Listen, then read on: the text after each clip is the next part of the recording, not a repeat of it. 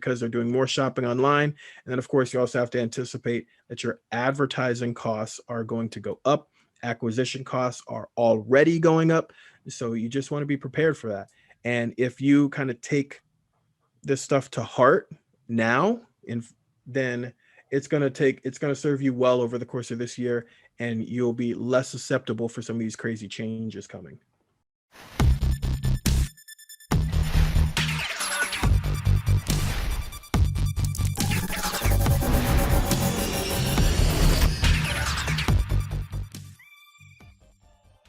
All right, hey, welcome to the eCom Hackers 2021 State of the Union. I'm Mike Ayo, founder of MaxYourSales.com, a director of marketing for Blunt Power, and consultant to multiple 6- and 7-figure e-commerce brands. I'm over here with my partner, Ralph.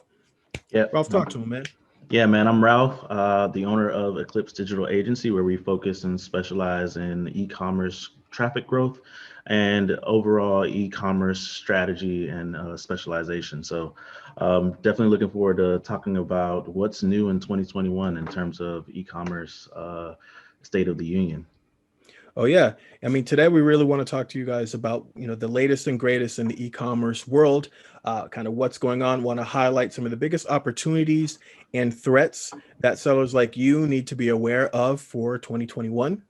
Right, last year, the pandemic hit. We saw 10 years of e-commerce growth take place in 90 days. Right, so the opportunity in e-commerce is bigger than it's ever been. There's never been a better time to focus on your store. It's really like now or never. I mean, Yeah, man. everybody's seen what's happening to retail in general, right? For sure, for sure. And then, yeah, the pandemic definitely sped things up. People are getting more accustomed to doing things online and different things. So, I mean, we're really just gonna kind of chop it up, uh, really identify some of our opportunities and also some of our threats um, within e-commerce, what to watch out for and what to really take advantage of. So, um, without further ado. Yeah, absolutely. So, Ralph, why don't you go ahead and lead with one of the biggest opportunities on your radar for 2021? Cool, yeah, man. So I think one of the biggest trends or even opportunities that we're seeing right now is the rise in some new emerging social platforms, which gives creatives and store owners the opportunity to market to different niches and be able to push out different content in different areas. One of the platforms that we're talking about is Clubhouse. Everybody's seeing the rage about Clubhouse. Elon Musk made an appearance on Clubhouse the other day and literally broke the app. And this app is literally emerging right now. Tons of content creators, pushing their products and pushing their services as well. And there's a huge opportunity there. And there's also TikTok, which made its debut a while back, but really started gaining some steam through 2020. And we definitely think that's going to continue through 2021. Yeah, I agree totally. I mean, folks, like e-commerce platforms in general, social platforms in general. Everybody knows about Twitter, everybody knows about Facebook, everybody knows about YouTube, people know about Pinterest, right? And you're seeing people have already kind of flocked to these platforms and they're like saturated right now. But when you see newer platforms come up, like a Clubhouse, where you can see it's new and it's hot, right? TikTok, new and it's hot. We're seeing more and more platforms like that pop out. And what that means for you is, if you can get in there early, right, you can take advantage of, better reach, lower advertising costs, because you're not competing with, everybody and their mom to reach that audience. For sure, for sure. Yeah, definitely some platforms to watch out for. So to make sure you check them out. And as far as the second opportunity, what else is out there for e-commerce? Okay. One major opportunity that, we saw with Blunt Power and, literally across the board with different brands that I've been working with, is just a subscription model, right? And getting more and more people on some sort of a monthly recurring payment program. Again, it's kind of like Netflix, kind of like BarkBox, kind of like Honest, right? Where you're getting someone to subscribe to your products and getting them shipped out automatically month after month. And having that sort of recurring revenue in your business can definitely bring stability, predictability, and it also can protect you from again, all these different advertisers, all these different new e-commerce companies popping up, new brands popping up and selling stuff, like getting your customers on the hook month after month is a tremendous opportunity. And that's why so many brands are starting to get into like that subscription model. For sure, for sure. And I think too, right? It kind of helps you increase the lifetime value of the customers that do come onto your site, or even past customers. Yeah, absolutely. I mean, you know me, I'm all about buying buyers, right? Mhm. You know, you want to maximize your average customer value. The person that can spend the most to get a customer normally wins, right? So, you know, imagine you have a customer come in and they buy one off and they're, you know, that's whatever. That customer is worth whatever your average order value is. Right. But if you get people coming in and subscribing to your products, you know, they stay on 2 months, 3 months, 4 months. Like how valuable a customer is that? Like, Extremely more valuable than a one-time customer. So, yeah, I can definitely see why that's the wave, and it's working right now. So yeah, brands are getting on it. yeah, those subscription models are huge. And again, you know, I encourage anybody with any sort of product to, you know, start to brainstorm ideas to either let somebody subscribe to your product on a monthly basis or put together some type of a curated box that you can get them on the hook for a month after month. Because again, you know, if you're running paid ads and you're buying a purchase, you have your cost per purchase, right? If it's just that one-off transaction, it's only worth XYZ. But if again, it's someone that can potentially be on the books for several months, like you can spend so much more on ads and on advertising, and you know the returns are going to be worth it. Oh, for sure. Yeah, man, that's a good one. And I guess going to the next one, which is another opportunity, is SMS marketing. Really, why this is such a big opportunity is because right now, one thing that we want to do every time that we send traffic to e-commerce stores, make sure that we make the most out of that traffic by collecting their information. And usually we do that. We used to do that by, collecting their emails and running them through an email campaign. But seems like that's getting a little bit more saturated. And to kind of cut through the saturation, SMS is a really good way to do that. Essentially, as people's inboxes fill up in their email, SMS allows us to just connect even more directly to people by sending them a little text message with updates on your products, on any deals that are coming up with your particular product, and we're able to kind of cut through some of that noise. And it's to the point where SMS has really some of the highest engagement rates that we've seen in a long time. It's like early Yeah, email days, really. I've seen up to 90% open rates on SMS messaging. So there's a lot of engagement there. We're again able to cut through the noise, and it's a really big opportunity to go ahead and connect with your customers and make the most out of your traffic. yeah, I agree 1,000%. You know, we've been email marketing to our customers for quite some time. You know, most established online retailers are doing email marketing, and that's why customers' inboxes are so clogged. You know, you, Mr. Business Watcher, how clogged is your phone right now? How full is your inbox? How many unread emails do you have in there right now? How many of them are from brands? Right? It's a really clogged medium. And yes, email marketing is still, you know, one of the highest ROI marketing platforms. Um, but again, we're all seeing less engagement. We're all seeing lower open rates. We're all seeing lower click-through rates. You know, everybody's dealing with that same thing. Text message, on the other hand, like Ralph said, you know, it's big opportunity because you have higher engagement, higher click-through rates, right? You know, most people are going to check their text messages, and then as more brands are, hey, send you know, thumbs up to 30330, right? Presidential campaigns to sending text messages. You know, consumers are even more comfortable getting text messages from brands than ever before.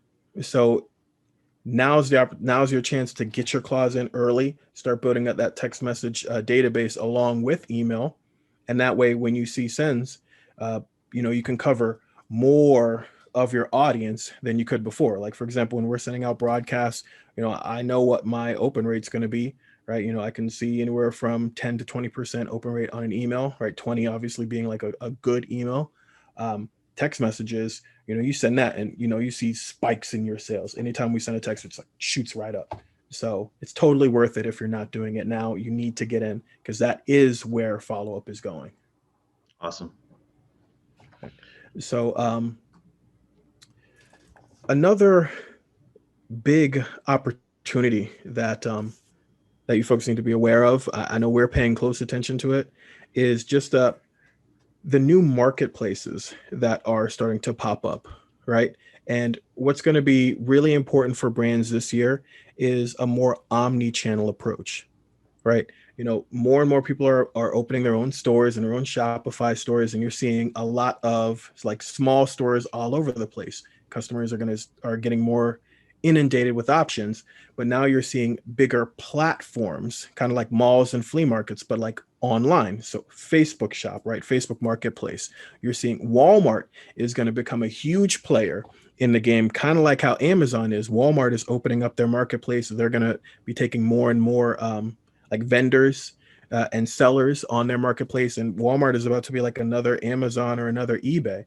So as a store owner, you want to have your claws right in as many of these different platforms as you can, right? Anywhere you can basically connect your feed, so it's not a big deal to get your products on that marketplace, right? But just being present there, you'll be able to reach customers that you wouldn't have been able to reach before, and you'll also have a higher chance of converting some of them, because some people just like shopping on Amazon. They won't buy from your store, but they'll buy from you on Amazon. Some people are surfing their social media feed. They don't really feel like leaving Facebook to go to your store, but if you're on the Facebook Marketplace and your products are there, yeah, sure, they'll grab it from you there too, right? So taking that sort of an omni-channel payment approach and getting your brand in multiple places, multiple mall kiosks, right, multiple flea markets, is really going to be a big advantage for your brand this year.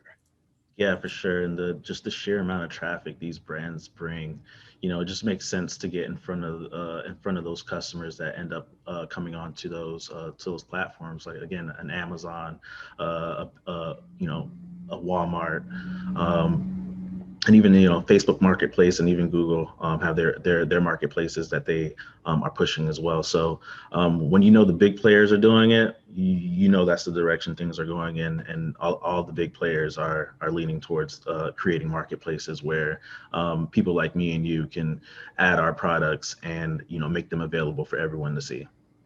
Absolutely. And folks, we're not talking about run your business exclusively through one of these marketplaces. That's what I tell when people come up to me like, "Oh, Amazon FBA, Amazon FBA." I'm like, as maybe a channel or part of your mix. We have, for our store, we have stuff on Amazon, and it sucks. Like, you'll take the additional business, right? And that's what we're saying, make sure that you're present, but don't have that be the focal point of your business, because some of these channels are going to keep your customer data, keep your they won't let you follow up with them, they won't let you retarget them, they won't let you send emails and stuff to them, right? So treat it as an additional um, sales opportunity, right? Hey, look, I've got some inventory over here. I've got some inventory over there. You move it, I get paid when you move it. You move it, I get paid when you move it. But make sure that you still have, of course, your own store, and you're capturing contact information and buyer information for yourself, right? That way you can continue to grow your brand. So I just wanted to make sure I added that in there as uh, as you sellers start to really expand your channels. Awesome, man. And now we're just gonna go ahead and kind of segue into some of the threats and really things to look out for in 2021, right? Some of the things that might have changed or that might have, that might be detrimental to your e-commerce store coming up. So one of the big things that I kind of wanted to bring up just a little bit and talk about is the death of cookies. There's a big push really right now from mostly from Apple with their the release of the iOS 14, where cookies and the way that we track or we used to track is about to be outdated. And third-party platforms are about to lose a lot of data. Third-party platforms like Facebook, so advertising campaigns could really take a hit. So it's something to watch out for if you're starting to see numbers for particular iOS users or your segment of iOS users drop. This is probably a reason why, because we're just not able to see that data in the same way that we used to, right? And we're not able to target those users in the same way that we used to. There are, of course, ways around it. So there's things that you can do as a store owner to mitigate that risk, but definitely something to look out for in 2021 as you push your advertising strategies forward. Yeah, I mean, RIP. It was great.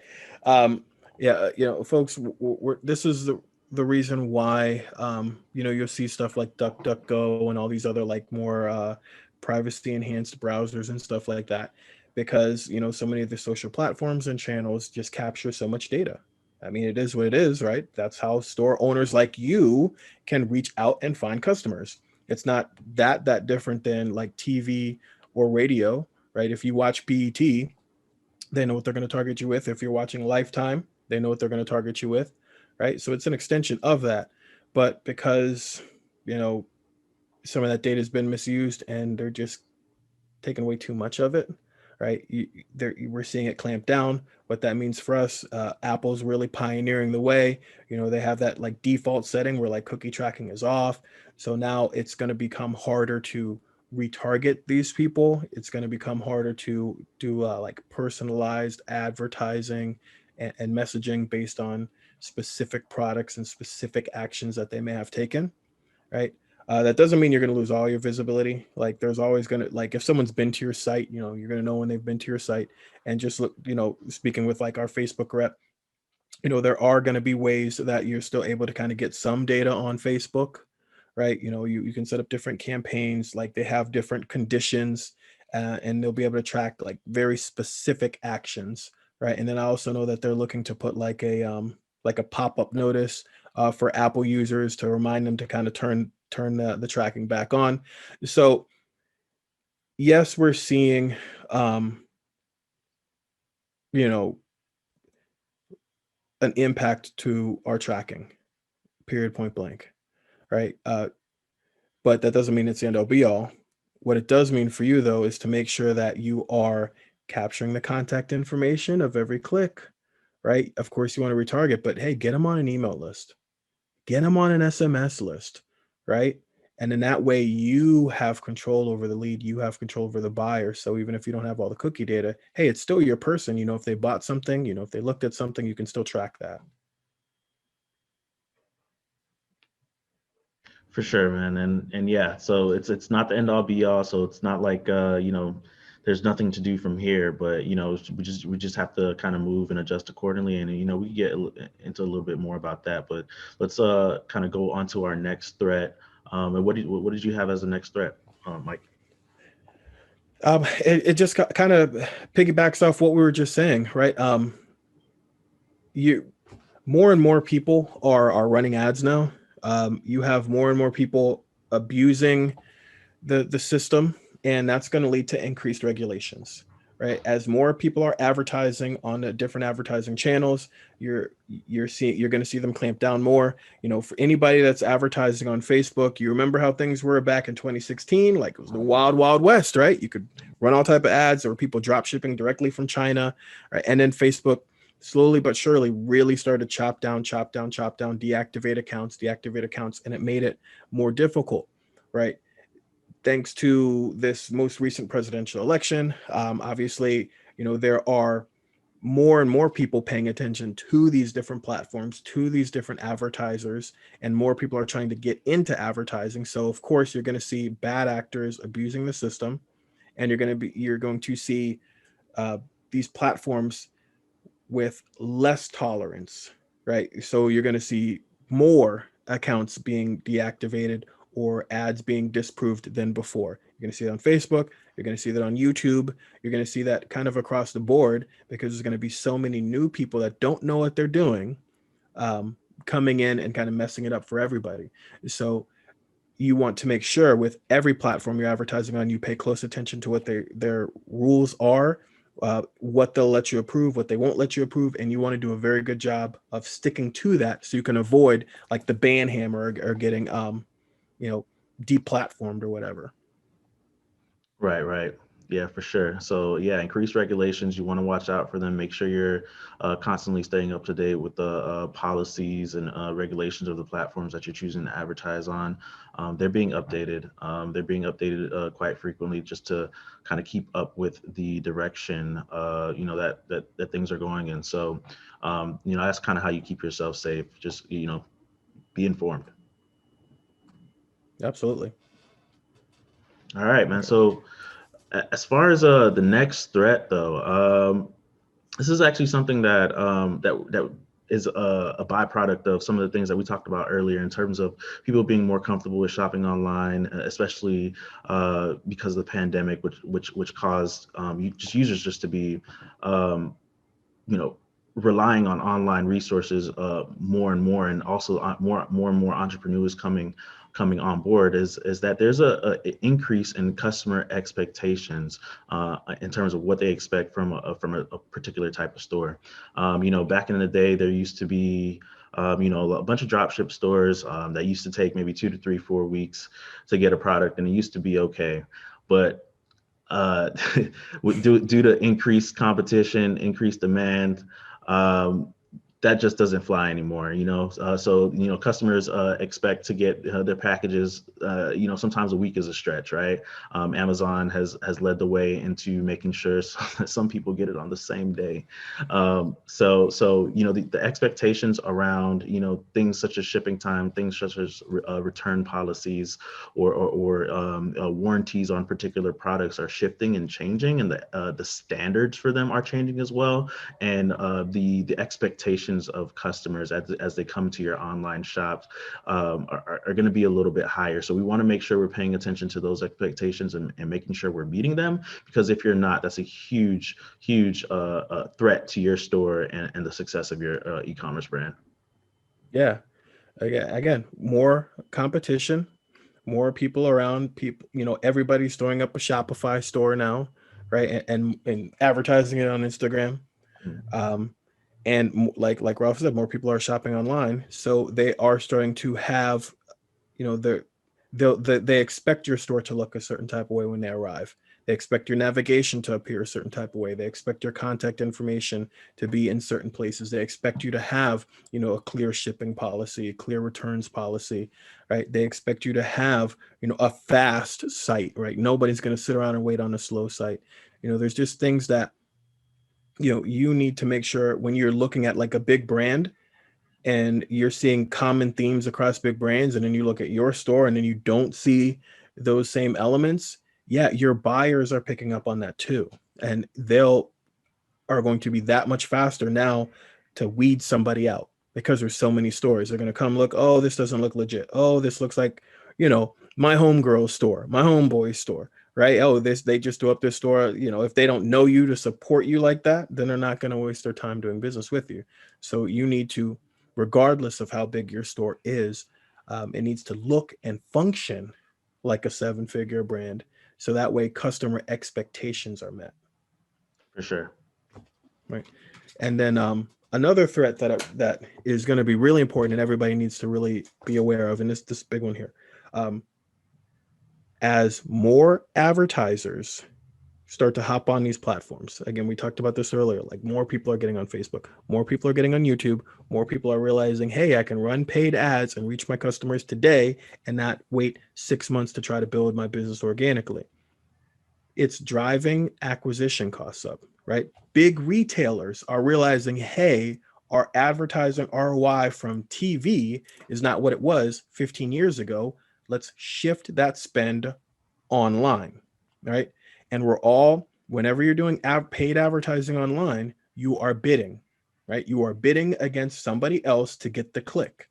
So the more people that are bidding, and you have someone, Mr. Fat Pockets come by, with his 30K a month TV budget, and now they're dumping it and they're competing with you, they're going to drive your acquisition cost up. They're going to make you pay more per click. They're going to make you pay more per purchase. And that trend is definitely going to continue this year, 2021. That's why I wanted to really spend some time on it, save it for last, because it's incredibly important that you are aware that yes, your advertising costs are going to go up for new customer acquisition. And one of the best ways to counter that, if you've been following me for any sort of time, my thing is, you don't need more traffic. You need to do more with your traffic. And there's the case, right? Customer acquisition has always been the most expensive form of marketing. That's only going to get more expensive.